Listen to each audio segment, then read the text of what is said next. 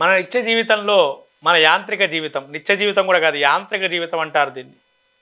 మరి ఇందులో మనం ఎన్ని గంటలకు లేవాలి అనేటువంటి ధర్మ సందేహం కలుగుతుంది అందరికీ కూడా. ఏమండి మా అబ్బాయి రాత్రంతా డ్యూటీ చేసి పగలు నిద్రపోతాడండి, అయితే పగలు నిద్రపోయి రాత్రి లేస్తాడండి అని యాంత్రిక జీవనం, ఉద్యోగస్తులు ఇప్పుడున్న కాలంలో యాంత్రిక జీవనం అయిపోయింది.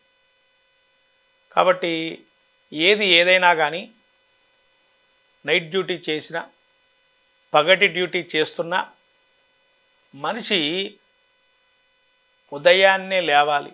సూర్యోదయానికి మునుపు లేచి స్నానం చేసుకొని యథావిధిగా దీపారాధన దేవుడికి చేసుకొని తనకి ఇష్టమైన దేవతారాధన శ్లోకమో ఏదో ఒకటి చదువుకొని తను మళ్ళీ కాఫీయో టీయో తనకి ఇష్టమైన తీసుకొని కొంత సమయం ఆగి నిద్రపోవచ్చు. ఎందుకు అంటున్నా అంటే ఈ విధంగా వాళ్ళు రాత్రంతా కష్టపడి ఉంటారు, నైట్ డ్యూటీ చేసిన వాళ్ళందరూ కూడా. పగటి డ్యూటీ చేస్తున్న వాళ్ళు డ్యూటీకి వెళ్తుంటారు. కాబట్టి ఖచ్చితంగా మనము దేవతారాధన అనేది తప్పకుండా చెయ్యాలి ప్రతిరోజు కూడా.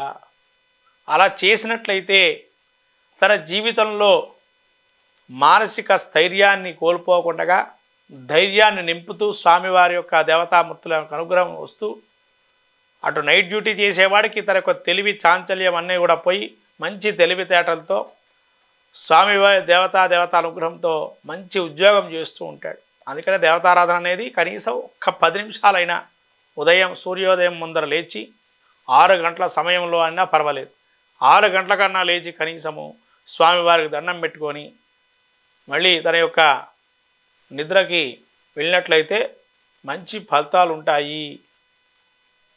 10-11 గంటలకు లేవటం జరుగుతుంది ఇప్పుడు కాలంలో. మరి అట్లా లేస్తే వీడికి ఏమవుతుంది? అనారోగ్యాలు చూస్తూనే ఉన్నారు కదా, రోజు నిత్యము కూడా ఏదో ఒక నొప్పులు, ఏదో ఒక విటమిన్స్ ఇబ్బందులు కలగటం ఇవన్నీ జరుగుతుంటాయి. మరి సూర్యోదయం వేళ మనకు విటమిన్ ఈ వస్తుంది కదా, సూర్యోదయంతో మనకు వచ్చే విటమిన్స్ మనం కోల్పోతున్నాం ఉదయం పూట. మరి ఆ విటమిన్స్ కోల్పోతే మన బాడీలో నిత్యము కూడా వేడి ఉండాలా, చల్లదనం ఉండాలా.